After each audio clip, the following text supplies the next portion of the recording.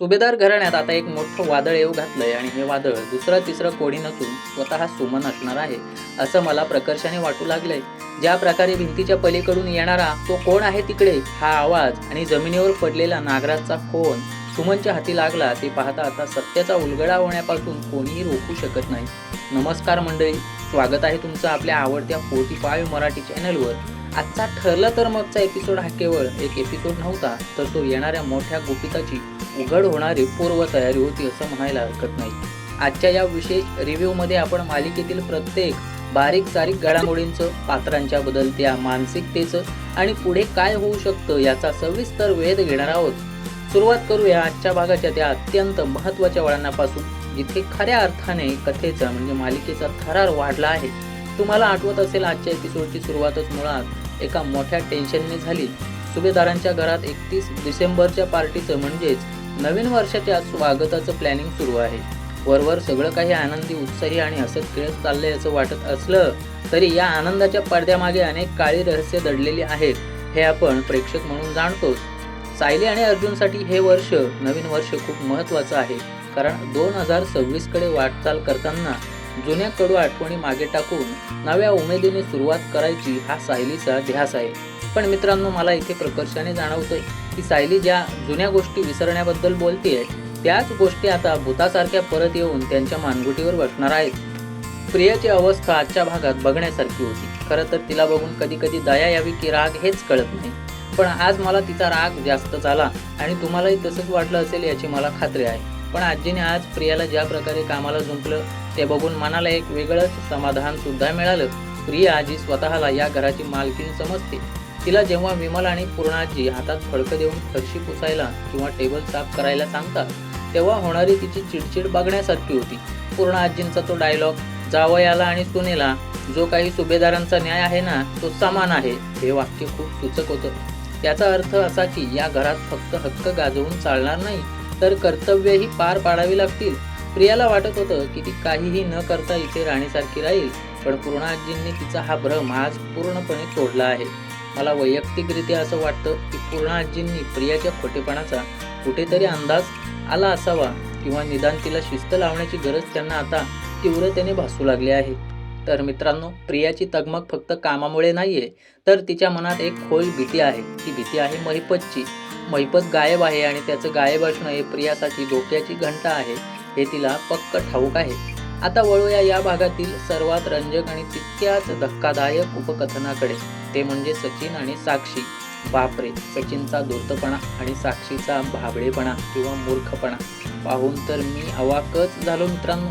सचिनने ज्या प्रकारे अस्मिताला मस्का लावायचा प्रयत्न केला आणि तिथे डाळ शिजली नाही म्हणून त्याने मोर्चा साक्षीकडे वळवला, हे पाहता सचिन हा किती संधीसाधू माणूस आहे हे पुन्हा एकदा सिद्ध झालंय.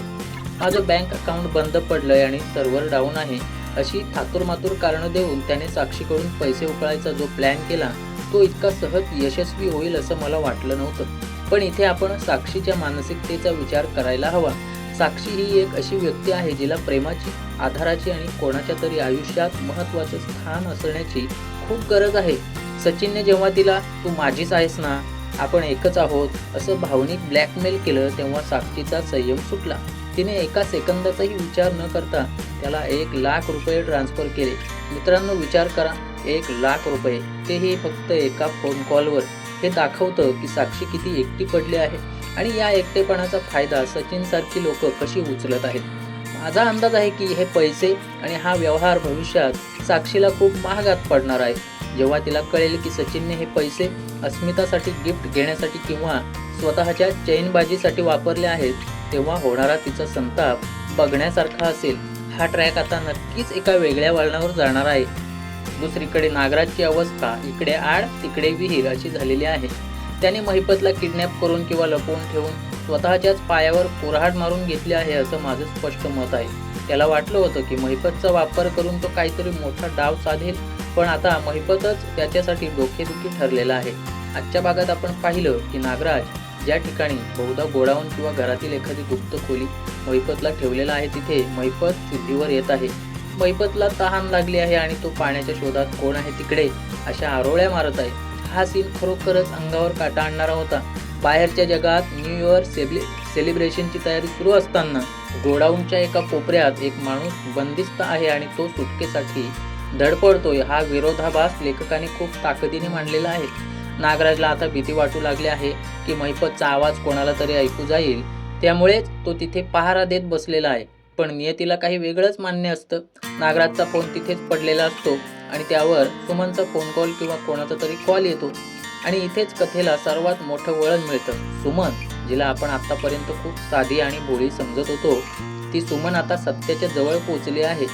नागराजचा फोन वाजतो आणि तो व्हायब्रेट होत होत बाहेर सरकतो. हे दृश्य खूपच सिनेमॅटिक होतं. सुमन तो फोन उचलते आणि तिला नागराजचा संतापलेला आवाज ऐकू येतो. नागराजला वाटतं की त्याचा साथीदार रघु फोनवर आहे, म्हणून तो रागात बोलून जातो. तो माणूस आतमध्ये ओरडतोय, लक्ष ठेव. हे वाक्य सुमनने ऐकलं आहे का? माझ्या मते तिने हे नक्कीच ऐकलं असावं किंवा किमान तिला संशय तरी आला असावा, कारण त्यानंतर ती ज्या प्रकारे नागराजचा पाठलाग करते ते पाहता तिच्या मनात शंकेची पाल चुकचुकली आहे. सुमन आता नागराजच्या मागे गेलेली आहे आणि मला खात्री आहे की ती त्या गुप्त जागेपर्यंत पोहोचेल. जर सुमनने महिपतला तिथे पाहिलं तर सुभेदार घरात काय भूकंप येईल याची कल्पनाच केलेली बरी. प्रिया आणि नागराज यांचा पर्दाफाश करण्याची चावी आता सुमनच्या हातात आहे. प्रश्न फक्त एवढाच आहे की सुमनला हे सत्य पचवता येईल का आणि ती हे सत्य सर्वांसमोर आणण्याचं धाडस करेल का? दरम्यान सायली आणि अर्जुन यांच्यातील नाजूक नातेसंबंधांवरही आजच्या भागात छान प्रकाश टाकण्यात आलेला आहे. अर्जुन कामावर निघालेला असताना सायलीने त्याची तयारी करून ठेवली होती. त्यांच्यात जो अवबोला होता किंवा तणाव होता तो आता निवळताना दिसतोय. अर्जुनने सायलीसाठी आणलेलं ते पांढरं सदाफुलीचं फूल, जरी ते साधं असलं ना तरी त्यामागची भावना खूप मोठी होती. सायलीला ते फूल पाहून झालेला आनंद तिच्या चेहऱ्यावर स्पष्ट दिसत होता. हे माझ्या आनंदासाठी किती बारीक सारीक गोष्टींचा विचार करतात हा सायलीचा विचार दर्शवतो की त्यांचं प्रेम किती परिपक्व होत चाललंय. नवीन वर्षाच्या सुरुवातीला त्यांच्या नात्यात आलेला हा गोडवा प्रेक्षकांना नक्कीच सुखावणारा आहे. पण मला एक भीती पण वाटते की हे सगळं वादळापूर्वीची शांतता तर नाही ना. कारण एकीकडे प्रेम फुलत असताना दुसरीकडे प्रिया आणि नागराज यांच्या रूपाने संकट अजूनही टळलेली नाहीत. आजच्या भागात सायलीचं एक रूप मला खूप भावलं, ते म्हणजे तिची निर्णय क्षमता. तिने ज्या प्रकारे 31 डिसेंबरच्या पार्टीचं आयोजन केलं आहे आणि सर्वांना एकत्र आणण्याचा प्रयत्न केला आहे ते कौतुकास्पद आहे. ती म्हणते 2025 मध्ये आपल्याकडे ज्या काही गोष्टी घडल्या त्या मागे सारायच्या आणि नवीन वर्षाची 2026ची सुरुवात छान गोष्टींनी करायची. हे तिचं सकारात्मक वागणं पूर्णाजींनाही भावतं. सायली घराला जोडून ठेवणारा दुवा आहे, पण बिचारीला कल्पनाही नसेल की याच घरात याच वेळी तिच्या विरोधात किती मोठी कारस्थानं शिजत आहेत. प्रियाचा तर जळफळाट होतोय. तिला सायलीचं हे कौतुक आणि अधिकार अजिबात सहन होत नाहीये. प्रियाचा डायलॉग, तुला काय वाटतं घरात कोणी तुझ्यावर लक्ष ठेवून नाहीये, हा तिची असहाय्यता दर्शवतो. ती फक्त धमके देऊ शकते, पण सध्या तरी सायलीच्या आणि पूर्णाजींच्या वागण्यापुढे तिचं काही चालत नाहीये. आणखी एक गोष्ट ज्याचा उल्लेख करणे मला गरजेचे वाटते बघा, ती म्हणजे महिपत आणि प्रिया यांचा संबंध. सायलीने जेव्हा प्रियाला सुनावलं की महिपत आणि तुझं काहीतरी कनेक्शन आहे, हे आता उघड होत चाललंय, तेव्हा प्रियाची घाबरगुंडी उडाली. सायली आता फक्त संशय घेत नाहीये तर ती पुराव्यांच्या जवळ पोहोचते. सायलीने प्रियाला हे स्पष्टपणे सांगितलं की तू तुझ्या आईबाबांपासून गेल्या 20 वर्षांपासून दुरावलेली आहेस आणि आता सुभेदारांच्या शत्रूशी हात मिळवणी करतेस. हे वाक्य खूप पॉवरफुल होतं. सायलीला प्रियाच्या भूतकाळातील काळ्या पानांची जाणीव होऊ लागलेली आहे. सायलीची बुद्धिमत्ता आणि तिची निरीक्षण शक्ती आजच्या एपिसोडमध्ये उठून दिसली. तिला समजते की प्रिया काहीतरी लपवते आणि महिपत गायब होण्यामागे प्रियाचा हात नसला तरी तिला त्याबद्दल माहिती नक्कीच आहे. मला एक विशेष अंदाज वर्तवावासा वाटतो की येत्या काही भागांमध्ये 31 डिसेंबरच्या पार्टीचा सीन मोठा धमाका घेऊन येईल. एकीकडे वर पार्टी सुरू असेल, गाणी वाजत असतील, डान्स सुरू असेल आणि दुसरीकडे खाली तळघरात किंवा गोडाऊनमध्ये सुमन आणि महिपत यांची भेट होईल. नागराजचा हा खेळ आता संपत आलेला आहे असं मला वाटतं, कारण गुन्हेगार कितीही हुशार असला ना तरी तो पुरावे मागे सोडतोच. आज नागराजने जो पुरावा सोडला आहे त्याचा आवाज आणि त्याचा फोन, सुमनने जर थोडं डोकं लावलं आणि त्या दिशेने शोध घेतला ना तर नागराजला पळता भुई थोडी होईल. आणि विचार करा, जर हे सत्य पार्टीच्या भर गर्दीत समोर आलं तर अर्जुन आणि पूर्णाजींची प्रतिक्रिया काय असेल? नागराज जो घराचा जावई आहे त्यानेच शत्रूला घरात लपवून ठेवलं हे कळल्यावर सुभेदार घराण्याच्या प्रतिष्ठेला जो धक्का लागेल तो सहन करणं सोपं नसेल. तसेच सचिन आणि साक्षीच्या ट्रॅकवरही मला थोडं भाष्य करावंसं वाटतं. सचिनला आता 1,00,000 रुपये मिळालेले आहेत. तो नक्कीच याचा वापर अस्मिताला खुश करण्यासाठी करेल. पण साक्षीला जेव्हा हे कळेल तेव्हा ती भीती शांत होईल का तिची? कीर्ती आणखीन काही मोठं असं भयानक पाऊल उचलेल नाही. साक्षी ही अशी व्यक्ती नाही जी फसवणूक सहज सहन करेल. ती कदाचित या गोष्टीचा बदला घेण्यासाठी पुन्हा काहीतरी नवीन कारस्थान रचेल किंवा मग ती यातून धडा घेऊन सचिनपासून दूर होईल, जे होण्याची शक्यता कमीच आहे. सचिन, साक्षी, अस्मिता हा त्रिकोण आता अधिक गुंतागुंतीचा होणार आहे आणि यात अस्मिताचा बळी जाण्याची शक्यता जास्त आहे, कारण तिला यातील काहीच कल्पना नाही. एकंदरीत पाहता आजचा एपिसोड हा पात्रांच्या मनातील घालमेल आणि आगामी संकटांची चावल देणारा होता. अर्जुन आणि सायलीचं प्रेम बहरतंय, पण त्याच वेळी त्यांच्या अवतीभोवती कारस्थानांचं जाळं घट्ट होत आहे. प्रिया अस्वस्थ आहे, नागराज बेदरलेला आहे आणि सुमन सत्याच्या उंबरठ्यावर उभी आहे. मला वाटतं उद्याच्या किंवा त्यानंतरचा जो एपिसोड असेल त्यात अत्यंत क्रिटिकल असणारा वातावरण दाखवणार आहे. सुमन काय पाऊल उचलते यावर मालिकेचं पुढचं कथानक अवलंबून आहे.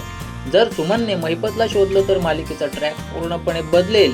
प्रियाला जेलमध्ये जावं लागेल किंवा तिला घरातून हाकललं जाईल, पण मालिका एवढ्या लवकर संपणार नाही. त्यामुळे कदाचित नागराज सुमनला काहीतरी थापा मारून किंवा इमोशनल ब्लॅकमेल करून गप्प बसवेल, अशी ही एक शक्यता नाकारता येत नाही. किंवा असंही होऊ शकतं की नागराज सुमनलाच धोका देईल, जेणेकरून आपलं विंग फुटू नये. काहीही झालं तरी प्रेक्षकांसाठी ही मेजवानीच असणार आहे. लेखक आणि दिग्दर्शकांचं कौतुक करायला हवं की त्यांनी इतके दिवस झाले तरी कथेतला तणाव कमी होऊ दिलेला नाही, उलट तो दिवसेंदिवस वाढतच चाललाय. सायलीचा साधेपणा आणि अर्जुनचा रुबाब यांचं समीकरण अजूनही फ्रेश वाटतं, पण आता गरज आहे ती एका मोठ्या ॲक्शनची, जिथे प्रिया आणि नागराजचं सत्य सर्वांसमोर येईल. आणि मला खात्री आहे की आपण त्या क्षणाच्या खूप जवळ पोचलेलो आहोत. आपण प्रेक्षक म्हणून फक्त वाट बघू शकतो आणि अंदाज लावू शकतो, पण एक नक्की ठरलं तर मग मध्ये आता जे घडणार आहे ते पाहताना आपल्या काळजाचा ठोका चुकल्याशिवाय राहणार नाही. माझ्या मते आजच्या भागातील सर्वात बेस्ट परफॉर्मन्स जर कोणाचा असेल ना, तर तो विमलचा आहे. होय, विमलचा. कारण बघा, तिने ज्या अधिकाराने प्रियाला कामं सांगितली आणि प्रियाची जी अवस्था झाली ते पाहताना खूप मजा आली. कधी कधी सहाय्यक पात्र मुख्य पात्रांपेक्षा जास्त भाव खाऊन जातात. तसंच आज विमलच्या बाबतीत झालं मित्रांनो. आणि अर्थातच सायलीचं वागणं नेहमीप्रमाणे समंजस आणि मॅच्युअर्ड होतं. तिने ज्या प्रकारे परिस्थिती हाताळली आणि घरात आनंदी वातावरण ठेवण्याचा प्रयत्न केला, त्यावरून तीच सुभेदार घराण्याची खरी लक्ष्मी आहे हे पुन्हा एकदा अधोरेखित झालं. तर मंडळी, हा होता माझा आजच्या एपिसोडचा सविस्तर रिव्ह्यू आणि विश्लेषण. तुम्हाला काय वाटतं? सुमनला नागराजचं सत्य कळेल का, की नागराज पुन्हा एकदा निष्ठून जाईल आणि त्या 1,00,000 रुपयांचं सचिन नक्की काय करणार? तुमचे अंदाज आणि मतं मला कमेंट्समध्ये नक्की सांगा. मला वाचायला नक्कीच आवडेल. मालिका आता एका रोमांचक वळणावर आहे आणि आपण कोणीही हे मिस करून चालणार नाही. जर तुम्हाला आजचं हे विश्लेषण आणि माझे अंदाज आवडले असतील तर व्हिडिओला लाईक करायला विसरू नका. आपल्या मित्रमैत्रिणींसोबत जे ही मालिका बघतात त्यांच्यासोबत हा व्हिडिओ नक्की शेअर करा, म्हणजे त्यांनाही या बारकाव्यांची माहिती मिळेल. आणि हो, अजूनही जर तुम्ही 45 मराठी चॅनलला सबस्क्राईब केलं नसेल तर लगेच सबस्क्राईब बटन दाबा आणि बेल आयकॉन प्रेस करा, कारण आपण रोज अशाच चटपटीत आणि सखोल विश्लेषणासह भेटत असतो. तुमच्या प्रेमामुळेच आपल्याला असे व्हिडिओ बनवण्याची ऊर्जा मिळते. चला तर मग आजची तारीख आहे 5 जानेवारी 2026 आणि मी तुमचा निरोप घेतो. पुन्हा भेटूया पुढच्या एपिसोडच्या धमाकेदार रिव्ह्यू सह. तोपर्यंत काळजी घ्या, आनंदी राहा आणि पाहत राहा. ठरलं तर मग फक्त 45 मराठी चॅनलवर. धन्यवाद.